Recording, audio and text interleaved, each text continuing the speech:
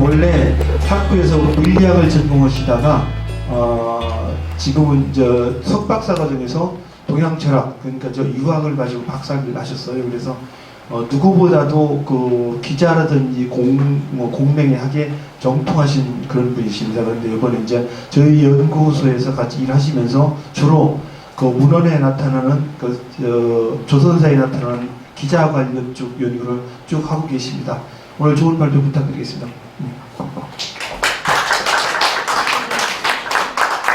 네, 방금 소개받은 인하대학교 고조선정부수 심규호입니다. 중요한 건 아니지만 정정을 하자면 저는 물리학이 아니라 전자공학을 전공했었습니다.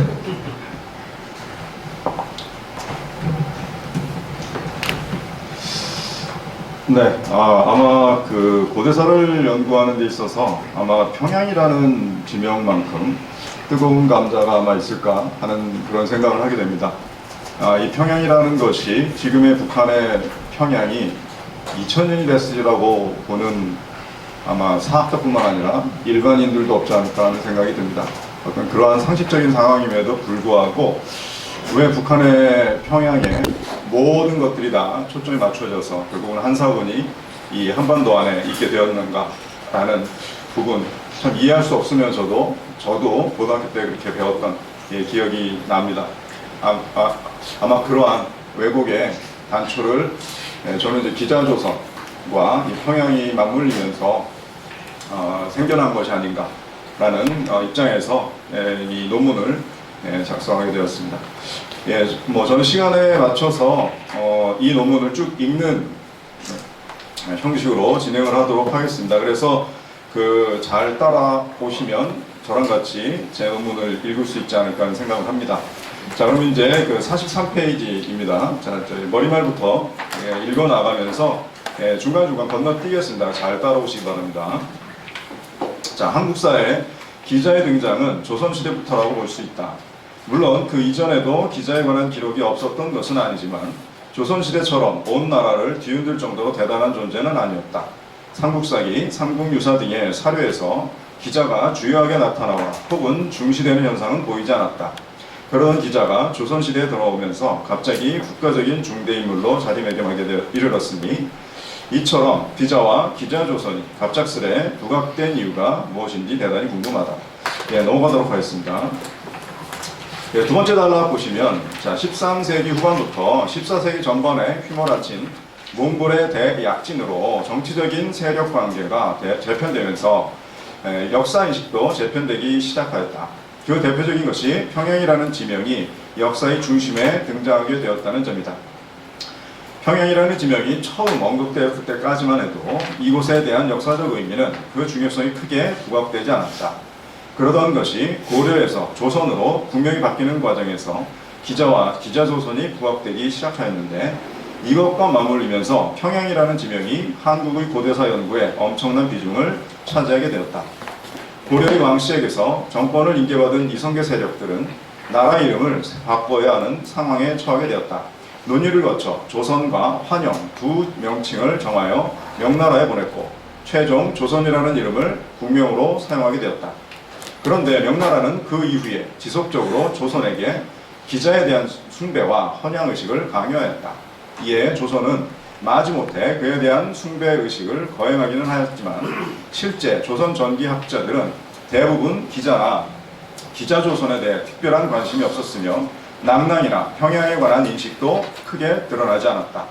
그런데 세종 이후 명나라의 압박에 맞서 조선의 역사를 정당화하려는 과정에서 평양은 갑자기 조선의 성지로 탈바꿈하기 시작하였다. 그리고 조선 중기 윤두수의 기자지와 이이의 기자실기가 편찬되면서 기자에 대한 인식의 대전환과 함께 그 중요성이 강조되었다. 더욱이 조선 중기에서 후기로 넘어가는 과정에서 가장 영향력 있었던 노론의 영수 송시열이 이이의 입장을 그대로 답습하여 기자에 대한 존경심을 드러낸 점은 당시 엄청난 파급력을 발휘했을 것으로 보인다. 따라서 한 단락 밑으로 내려오겠습니다. 따라서 고조선이 비록 단군에 의해 세워진 국가이지만 문화적으로 교화를 이루어낸 것은 기자였다는 역사인식이 사학계 전반에 자리 잡게 되었다. 이에 정치적 영향력을 가진 일부 성리학자들이 이를 소중화주의 주창의 근거로 삼으면서 조선 중기 이후 기자와 기자조선의 위상은 확고한 자리매김을 하게 되었고 기자조선의 부각과 맞물리면서 평양이라는 지명이 역사적으로 엄청난 중요성을 차지하게 되었던 것이다. 예, 이 기자조선과 그러니까 한반도 평양의 연관성 제기입니다. 한국 고대사와 관련된 중국 사례를 살피다 보면 한국 지리와 관련된 중요한 하나의 역사적 등식을 발견할 수 있는데 그 근거가 되는 역도원에 수경주에서 다음과 같은 기록이 있습니다. 그 인용구는 넘어가고요. 이 글을 정리하면 낙랑군 조선현의 위치는 기자조선, 위만조선, 낙랑군, 고구려 평양성이라는 공식이 성립한다. 이 공식에 의거하여 처음으로 낙랑군 위치의 한반도 평양설이 제기되었고 동시에 과거 낙랑에 있었던 조선 관련 역사들도 함께 한반도의 평양으로 옮겨오게 되었다. 그 그림 위로 내려가시면 하지만 이런 흐름 속에서도 처음 낙랑군이 설치되었던 곳으로 추측되는 현 하북성 동북부 지역에 있어서는 기자 관련 자료와 함께 유적이 온전히 남아있다. 명나라 시기에 편찬된 명일통지에는 고구려 평양성 밖에 기자의 무덤이 있었으며 한나라 때에 이곳에 낙랑군의 치소가 있었다고 기록되어 있다. 기자의 사당은 지금도 중국 하남성에 그 유적이 남아있다. 왜 이곳에 남아있는 것일까? 영평부에는 기자의 후손들이 대대로 세력을 유지하던 조선성이 있었다는 기록도 있다. 이렇듯 영평부를 비롯해서 그 남쪽 하북성, 산동성, 하남성 경계 지역에는 기자 관련 유적이 많이 남아 있습니다. 예, 그 그림 밑으로 내려오시겠습니다. 그럼에도 불구하고 역도원이 만든 공식은 훗날 낙랑군의 한반도 평양설의 기반이 되는 동시에 한사군의 기자 동네설의 기원이 되었다. 이것이 조선 중기에 대두된 기자 중시 사상의 근거가 되면서 조선 후기 역사학 전반에 걸쳐 두루 통용되는 공식이 되어버린 것이다. 필자는 역도원의 주장처럼 조선이라는 나라는 기자와 밀접한 관계가 있다고 생각한다. 물론 기자조선, 위만조선, 낙랑군이라는 도식은 사마천의 사기에서 이미 성립되어 있었다. 한사군이 존재했을 당시나 통폐합되어 낙랑군과 현토군만 남아있을 때의 기록들을 보면 폐수의 위치를 현 하북성 갈석산 근처로 보아 낙랑군을 그 동쪽에 위치시켰는데 그러다 보니 기자 역시 그곳으로 위치 이동을 해야 했다. 그렇기 때문에 하북성 영평부에 조선성이 있었던 것이다. 네, 48페이지로 넘어가셔서 두 번째 달러 보시겠습니다. 네, 여기서 한 가지 분리해서 보아야 할 것이 있다. 그것은 기자 관련 등식이 고구려 평양과 관련 짓기 전까지는 중국 사설을 근거로 인식되었으나 평양이 언급되기 시작하면서부터는 한국사와 결부되었다는 사실이다. 그것은 바로 우리가 흔히 말하는 단군조선의 등장이다. 단군조선은 한국 사서에는 끊임없이 등장하지만 중국 사서에는 어디에도 등장하지 않는다. 고구려나 발해 그리고 고려 사람들은 단군조선, 평양, 서경으로 인식했을 것이다. 왜냐하면 그들은 기자나 위만, 낙랑군을 단지 외부 세력으로 인식하고 낙랑군이나 현토군은 분명 고구려 선대의 땅이었다고 여겨 이를 되찾기 위해 엄청난 노력을 하였기 때문이다. 따라서 고대사에 있어 중국 역사학계의 입장과는 분명 차이가 있었을 것이다. 하지만 고려 말에 접어들어 한국사가 결부되면서 그 이후의 기록들에는 단군조선, 기자조선, 위만조선, 낙랑군, 평양, 여기서 평양성이겠죠. 이라는 새로운 등식이 만들어지게 되었다. 한 달러 밑으로 내려오시겠습니다. 그렇다면 이 등식의 종착점이 왜 한반도 평양이 된 것일까? 낙랑군의 위치를 비정함에 있어 가장 중요한 것은 낙랑군 이퀄 평양이라는 등식이다. 즉 평양에 낙랑군이 있었기 때문에 평양을 찾으면 낙랑군의 위치도 저절로 알게 된다는 관점이다. 하지만 이러한 관점에는 각별히 유의해야 할 점이 있다. 한반도에 평양이라는 지명이 있다고 해서 무턱대고 그곳에다 낙랑군의 위치를 비정해서는 안 된다는 사실이다. 그에 앞서 위 등식에 등장하는 평양과 한반도의 평양이 일치하는지 여부부터 밝혀내는 것이 선행되어야 한다. 결국 이제 평양성이라는 고구려 평양성과 지금 현재 북한의 평양이 같느냐 이거죠. 자, 그다음에 세 번째, 기자조선의 성립과 한사군의 설치. 중간 단락 내려오시다 보면 이제 신증 동국여지승남이 나옵니다. 거기에는 단군조선을 전조선, 기자조선을 후조선, 여기에 위만조선을 후속시켜 고조선을 3조선으로 나누고 있다. 고조선을 종래 당군 천년, 기자 천년의 역사로 언급해왔듯이 고조선을 곧 당군 조선만으로 보는 견해는 무리가 있으며 찬성이든 반대이든 간에 기자를 역사의 공백으로 남기는 것에는 많은 문제점이 있다. 예, 그 다음 달락으로 넘어가겠습니다. 기자 조선은 중국 상나라 말기에 기자가 주나라 무왕을 피해 조선으로 와서 당군 조선을 이어 건국하였다고 전하는 나라이다. 이 사실은 복생이라는 사람의 상서대전에 전해집니다. 50페이지로 가시겠습니다. 상나라가 주임금에 이르러 주나라 무왕에게 멸망을 하자 주임금의 숙부였던 기자는 무왕의 신하가 되는 것을 거부하고 가장 가까운 주변국인 조선으로 달아나 버렸다. 이에 무왕은 기자를 조선에 봉해주었다는 내용이다. 그렇다면 당시 중국과 조선은 어떤 관계였기에 중국에서는 무슨 권한으로 조선의 임금을 책봉하였으며 조선에서는 무슨 연유로 순순히 망명해온 기자를 받아들여 왕으로 삼아준 것일까? 당시 단군 조선은 만주와 한반도 전역에 걸친 대단히 넓은 지역을 차지하고 있던 국가이다. 물론 영역에 관해서는 이견이 있기는 하지만 분명한 것은 중국 동쪽의 광활한 지역에 조선이라는 나라가 있었으며 남만주 지역이 그 문화의 중심이었을 것이라는 추측은 가능하다. 그렇다면 기자는 일순간에 그 넓은 영역 전체의 왕이 되었다는 말일까? 그 내용을 유추하기 위해서는 당군조선의 국가 형태를 먼저 파악해야 할 것이다. 당군조선은 하나의 국가라기보다는 부족 연맹체의 특성을 가졌다고 보아야 할 것이다. 그러면 우선 중국 사료에 등장하는 고조선 관련 자료를 통하여 국가 형태를 추론해 보도록 하자. 사기와 정국책에서 거기서 보면은 연나라 관련 기록에 조선이 등장을 합니다. 인용구를 건너뛰겠습니다. 여기에 등장하는 연나라는 전국시대의 강대국으로서 중국의 동북부 조선과의 경계에 위치한 나라이다. 이때는 진시황이 중국을 통일하기 이전 시기이므로 위만조선 이전의 고조선 시기가 된다. 이 기록에는 조선과 함께 예맥, 진던, 부여 등의 국명이 나란히 열거되고 있다. 이것은 중국이 동쪽 지역을 한 덩어리의 국가로 보지 않고 여러 개의 국가들로 인식하고 있다는 말이다. 또한 양서에는 동의에 대해 다음과 같이 기록하고 있다. 넘어가서 인용 문구 밑으로 가겠습니다. 중국은 자신들의 국경, 동쪽 지역을 통칭하여 동의를 한다. 여기서 나라들 가운데 조선이 제일 크다는 말은 그 동의에는 여러 국가들이 독립적으로 존재하고 있었으며 그 가운데 조선이라는 국가가 가장 크다는 의미이다. 중국의 국경과 접해 있으면서 가장 규모가 컸으므로 그 지역을 대표하기에 손색이 없었다고 이해할 수 있다. 이러한 개념을 고조선 또는 단군조선에 적용하는 것은 지나친 무리가 아니다. 따라서 고조선 또는 단군조선의 국가 형태는 많은 거수국들이 연합한 국가연맹체로 보아야 할 것이다. 여기서 유의할 점은 가장 큰 나라인 조선과 기자에 의해 교화된 지역을 동일시해도 괜찮은지 문제이다. 고조선이 하나의 덩어리가 아니라 국가연맹체라는 관점을 고려하여 기자가 단군조선으로 명명해 왔을 때에 주나라 무왕이 그를 봉했다는 말의 의미를 짐작해 볼 수 있다. 상나라가 멸망하면서 기자가 주나라 무왕을 피해 조선으로의 망명을 요청하였고 단군조선은 중국의 임금이었던 기자를 여기서 정확히 말한다면 기자는 제후입니다. 천단은 아니었고 기자를 중국과의 경계 지역 일부를 하사하여 머물게 하였다는 추론은 충분히 가능하다. 혁명을 통해 새롭게 천자의 자리에 오른 주나라 무왕은 망명을 원하는 기자의 의사를 존중하여 조선으로의 망명을 허락해 주었고 이것을 중국 사료에서는 그를 조선에 봉해 주었다고 기록하고 있는 것이다.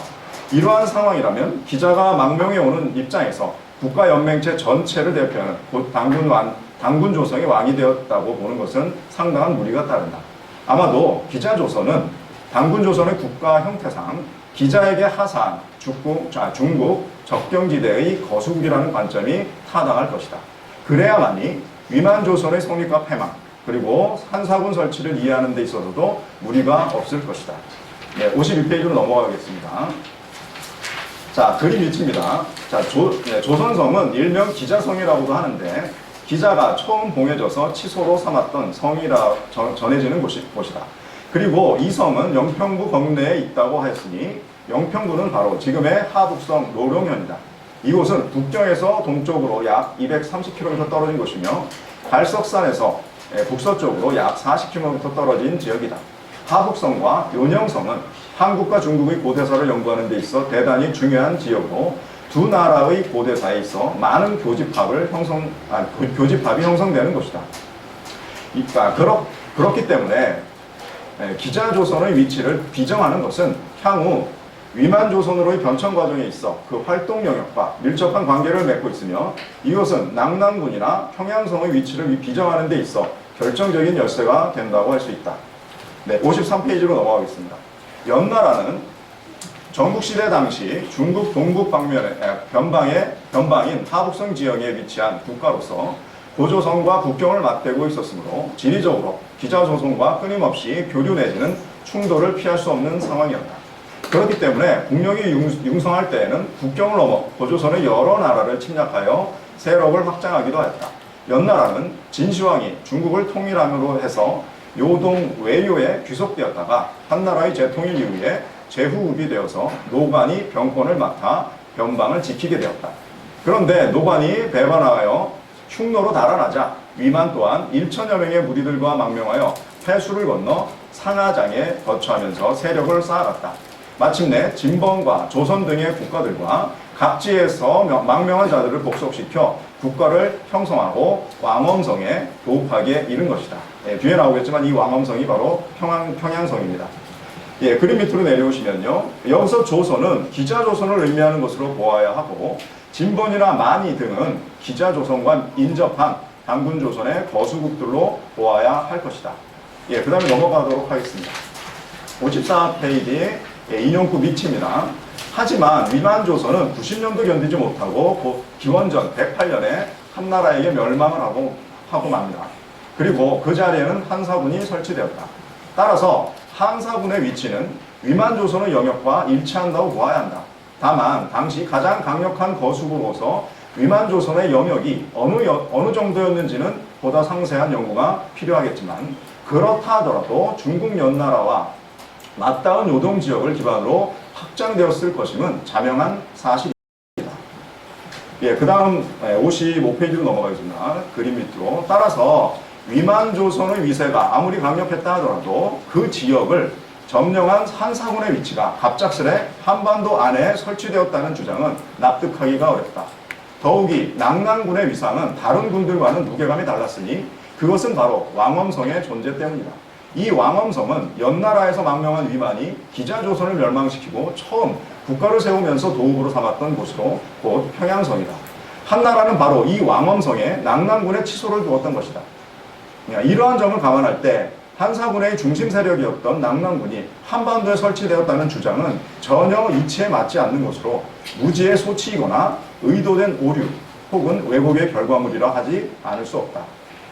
4. 기자조선과 한반도 평양 연계의 실체. 그 문장 바로 이렇듯 중국 사료에 나타나 있는 고조선 관련 사료를 살펴보면 고조선의 국가 형태나 기자조선 및 위만조선의 흥망과 관련된 적지 않은 역사적 사실들을 알 수 있다. 넘어가도록 하겠습니다. 56페이지 첫째 단락입니다. 이러한 자명한 사실이 왜곡되어 낙난군을 포함한 한사군이 버젓이 한반도 안에 자리 잡게 되었으니 이러한 왜곡의 빌미가 된 것이 바로 평양과 기자조선이다. 몇천 년의 시간을 거쳐 형성된 역사 속 평양이라는 지명이 기자조선과 접목되면서 위만조선의 도읍이자 낙난군의 치소였던 왕엄성, 즉 평양성을 한반도의 평양으로 둔갑시켰으며 이를 따라 낙난군을 포함한 한사군이 한반도 안에 자리 잡게 되었다. 아이러니하게도 이러한 엄청난 역사 왜곡의 출발점에 기자조선이 있었던 것이다. 그 다음 문장. 조선 종기만 하더라도 기자의 평양 관련 문제는 크게 대두되지 않았다. 그 다음 단락으로 넘어가겠습니다. 그런데 조선 중기에 접어들어 기자를 숭상하고 기자조선의 중요성을 강조하는 과정에서 한반도의 위상을 높이려는 작업이 진행되었다. 여기에 중국 사서에 등장하는 기자 관련, 낙난 관련, 그리고 고구려 평양성 관련 기록들이 가미되면서 현 평양과 고구려 평양성을 은연중에 일치시켜버리는 단순화의 오류가 시작되었다. 그러면서 낙난군 조선연의 위치 문제에 관련한 것들이 모두 한반도 평양에 뿌리를 내리게 된 것이다. 당시 유교를 근간으로 하는 성리학자들은 기자와 기자조선에 대한 자부심과 함께 멸망한 명나라를 대신하겠다는 소중화주의를 표방하기에 이르렀다. 미개한 청나라에 비해 문화적으로 우월하다는 소중화 의식은 민족적 자부심과 함께 역사적 정통성을 재발견하려는 역사 의식에 초점을 맞추게 하였다. 이러한 의식의 전환은 일부 긍정적인 측면을 낳기도 하였으나 결과론적으로는 부정적인 측면으로 흘러가게 되었다. 기록의 부재로 인해 단절되어 버린 유구한 우리 역사를 중국의 다양한 사료를 통해서라도 새롭게 유추해 보려 한 것은 분명 긍정적인 시도가 아닐 수 없다. 하지만 중국에 대한 사대주의 또는 모화 사상에 매몰되어 국경 문제를 소극적으로 접근하려 한 입장과 현 조선의 영토인 한반도에 대한 역사적 중요성만을 지나치게 강조하려던 입장이 맞물리면서 압록강과 두만강을 경계로 한 지리적 측면에 천착하는 부정적인 시도가 조선 중기 이후 역사의식 전반을 지배하기에 이른 것이다. 그 다음 페이지 57페이지라고 하겠습니다. 그 그림 밑으로 가겠습니다. 정치적 영향력을 가진 서인들의 이러한 역사관 속에서 조선의 역사 기조는 점차 기자 중심으로 번노되어 갔으며 기자 중심 사관의 근거 사료인 사기 조선전에 대한 중요도가 매우 높아지게 되었다. 이러한 상황과 맞물려 조선이라는 국명은 기자 조선에 대한 관심과 친숙함을 증폭시키는데 적잖은 영향력을 발휘하였다. 이러한 일련의 과정을 거치면서 우리나라의 고대사는 자연스럽게 한반도 안으로 집중되기에 이르렀고 이러한 분위기 속에서 한반도 평양에 낙랑군을 비정하는 것은 크게 이상할 것이 없는 주장이 되어버렸다. 조선 중기 한백겸에게서 시작된 이러한 견해는 이익을 거치면서 점차 후대 학자들에게 엄청난 영향력을 미치게 되었다. 그 다음 단락에는 그 한백겸과 이익의 입장을 정리해 놨습니다. 그 다음으로 넘어가겠습니다. 58페이지. 자, 그러나 이들과는 다른 생각을 가진 사람들도 있었다. 영조를 비롯해 이종휘, 최재공, 허목, 박지원, 김경선 등은 강론으로는 일부 서인들과 같은 견해를 가졌으나 원론에서는 조선의 선대 역사가 만주 지역을 중심으로 펼쳐졌다는 주장을 펴고 있다. 꿋꿋이 기자의 실체나 영향력에 대하여 회의적인 입장을 견지하는 분위기도 이어졌다. 그 다음으로 넘어가서 자 59페이지로 가겠습니다. 그 윗부분에 인용구는 이제 박지원의 말인데요. 자, 이와 같이 박지원은 당시 학자들이 조선의 평양을 과거 기자의 교화가 실제로 펼쳐졌던 그 평양성이며 실제 기자묘까지 실존한다는 사실을 의심 없이 받아들이고 있음에 대해 신랄한 비판을 가하고 있다.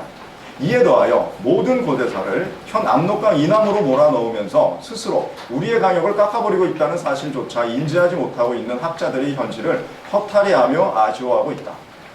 그럼에도 당시 학자들이 고구려의 평양성이나 폐수의 위치를 굳이 한반도 안의 평양과 압록강으로 한정을 했던 이유는 무엇일까? 우리 사료가 부족한 탓이었을까? 아마도 아닐 것이다. 이미 앞에서 언급했듯이 기자를 필두로 유학사상에 입각한 소중화주의의 결과물인 동시에 중국에 대한 사대주의 또는 모화사상에 매몰된 국경 문제에 대한 소극적 접근, 현 조선의 영토인 한반도에 대한 역사적 중요성만을 지나치게 강조하려던 편협한 입장이 맞물리며 부정적인 결과를 초래한 것이다. 같은 학자라 하더라도 학문을 어떻게 하느냐에 따라 그 열매는 전혀 달라진다. 학자로서의 양심과 주체의식, 거기에 실력이 갖추어진 학자의 경우에는 진실과 사실이 하나의 논리로 정리되어 역사적 실체를 온전히 규명할 수 있다. 그러나 권력을 쫓거나 편협된 국수주의에 빠져 있으면서 학문적 식견마저 부족한 학자의 경우에는 자신에게 유리한 쪽으로 역사를 왜곡하거나 자신의 무능을 감추면서 주류에 편승하려는 경향이 있다. 당장에 여념이 없던 조선 후기, 국가의 안위보다 당파의 안위가 우선시되었던 시기에 역사의 진실, 특히나 고대사에 대한 관심은 빛이 발해버리고 있었다. 역사가 승자의 논리이듯 역사 기술은 권력을 가진 자들의 의지에 달려 있었다. 그들의 손에 의하여 실학시대라 불리던 18, 19세기 조선에는 속칭 반도사관이라 일컬어지는 역사관이 한반도 역사를 서술하는 주류 사관으로서 점차 고착화되어 갔다. 이러한 반도사관은 일제감정을 거치면서 일본 학자들에 의해 더욱더 공고화되었다. 조선을 식민지로 만들어 내선 일체를 강조하려는 일본 제국주의자에게는 더없이 구유에 맞는 역사관이었다. 이러한 역사관을 기반으로 일본의 역사학자들은 단군조선은 신화화시켜 역사에서 지워버리고 기자조선, 위만조선, 한사군을 통해 민족의 자주성 부재를 강조하였으며 조선의 활동 무대를 압록강과 두만강으로 한정지음으로 해서 속국으로 연명할 수밖에 없는 약소국의 숙명을 부각시켜주려 하였다. 예, 넘어가도록 하겠습니다. 예, 60페이지 윗단입니다. 이러한 한국사 왜곡은 일제강점기 내내 이루어졌는데 그 대표적인 사례가 바로 조선 총독부 산하 조선사 편수의 조선사 편찬 사업이다. 이 책에는 기자와 관련된 중국 사료들이 비교적 꼼꼼하게 정리되어 인용되고 있는 것을 볼 수 있다. 이렇게 왜곡된 책들이 서구로 알려지면서 서구 역사학자들이 한국사에 대한 그릇된 시각을 갖게 되었으리라는 것을 짐작하기란 그리 어려운 일이 아닐 것이다. 그러나 독립을 한 뒤에도 일제의 잔재가 청산되지 않은 결과 역사학계에도 그 사관이 그대로 답습되면서 더욱더 강화되었다. 총독부의 비호 아래 조선의 역사를 일본의 구미에 맞게 왜곡하던 당시 조선의 역사학자들은 독립을 맞았음에도 친일의 죗값을 받기는커녕 기득권을 그대로 유지한 채로 총독부의 간섭마저 사라진 상황에서 보다 자유롭게 자신들의 사관과 역량을 공고히 하였다. 일본에 의해 각인된 역사인식을 신주단지처럼 여기며 자신들의 기득권을 굳건히 유지시키기 위한 전유물로 만들어가며 보다 더 치밀하게 그들만의 학계를 구축하였다. 이들의 역사관은 광복을 맞은 지 70년이 넘는 세월 속에서 여전히 한국사의 전반의 상식으로 자리매김하고 있다. 누구를 탓하고 누구를 원망할 것인가? 역사가 편가르기와 부귀영화의 수단으로 전락해버린 조선 중기 이후의 그릇된 역사관을 안타까워할 따름이다. 네, 마지막입니다. 우리나라의 고대사 연구가 본질적으로 난제를 안고 있다는 사실을 모르는 사람은 없을 것이다. 하물며 역사를 연구하는 학자의 입장에서는 더더욱 그러하다. 그것은 바로 우리 조상이 남겨놓은 고대사, 특히 삼국시대 이전의 사료가 전무하다는 점이다. 그나마 있는 삼국사계 삼국유사도 진위 여부에 있어 많은 논란을 안고 있는 실정이다. 그렇기 때문에 우리는 고대사를 연구함에 있어서는 주변국, 특히 중국 사료의 도움을 받지 않을 수 없는 것이 현실이다. 그것이 허무맹랑한 위서가 아닌 이상 우리는 주변의 모든 사료에 의지하여 우리의 고대사를 바로 알고 바로 세워야 한다. 그 고대사 바로 세우기의 출발점을 평양의 위치 비정으로 삼아야 하는 이유는 그만큼 평양 내지 평양성이 차지하는 중요도가 남다르기 때문이다. 그 평양성 위치에 대한 중요한 실마리가 원사와 명일통지에 등장한다. 예, 그 61페이지로 가서 그 평양성은 압록강 동쪽이다. 그 밑에 보시겠습니다. 원사의 기록을 보면 고구려의 평양성은 낙랑군이 설치된 곳에 있었으며 장수왕, 우리가 잘 알고 있는 고구려 장수왕이 처음으로 그것을 도읍으로 삼았다. 그렇게 도읍으로서 역할을 하다가 당나라의 침략으로 평양성이 함락되자 동쪽으로 압록강을 건너 동남쪽 1000년의 지점으로 천도하였다는 것이다. 따라서 평양성은 당나라의 침입을 받기 전까지는 압록강 서쪽에 위치하고 있었으니 조선의 평양과는 분명 다른 곳에 위치해 있었다는 말이다. 예, 그 다음 달라고 나왔습니다. 또한 명일통지에는 평양성이 압록강 동쪽에 있다고 한다. 지금의 압록강을 살펴보면 강 동쪽에는 낙림산맥이나 개마고원이 있을 뿐 현 평양은 오히려 압록강의 남쪽에 있다고 보아야 한다. 이 말을 뒤집어 보면 평양성 서쪽에 압록강이 있어야 하는데 현 평양의 서쪽에는 압록강 대신 넓은 서해 바다가 펼쳐져 있다. 이렇게 여기저기 널려있는 여러 사료들을 천천히 살펴서 퍼즐을 맞추듯 조각과 조각들을 연결하다 보면 모순된 부분도 확인할 수 있고 악유가 맞는 진실도 찾아낼 수 있는 것이다. 그럼에도 불구하고 역사를 연구하는 학자가 어떤 편향된 사고나 그릇된 이해관계의 틀 속에서 사료를 보게 되면 제 아무리 명확한 사실을 담고 있다 하더라도 결국은 왜곡된 결과를 도출해낼 수밖에 없다. 따라서 현재 우리나라의 역사학계의 문제는 사료의 부족으로 인한 오류도 있겠지만 그보다는 우리의 역사를 우리 민족 고유의 관점으로 보지 못하고 언제부턴가 짜맞추어 놓은 이상한 틀 속에 매몰되어 헤어나오지 못하는 데서 발생하는 오류가 더욱더 크게 악영향을 미치고 있다는 사실이다. 애국을 더하자는 말은 아니다.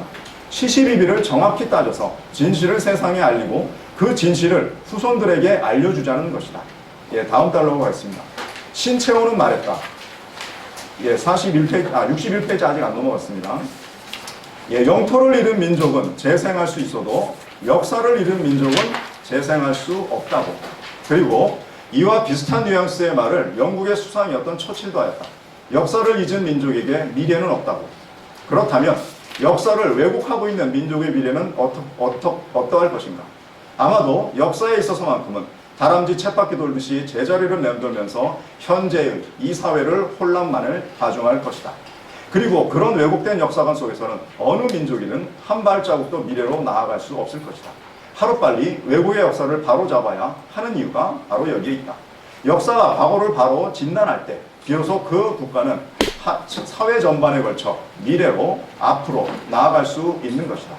우리나라 사료가 전무하다 하더라도 중국 사료에 나타난 고조선 관련 사료만으로도 어렵지 않게 역사적 사실들을 알 수 있었다.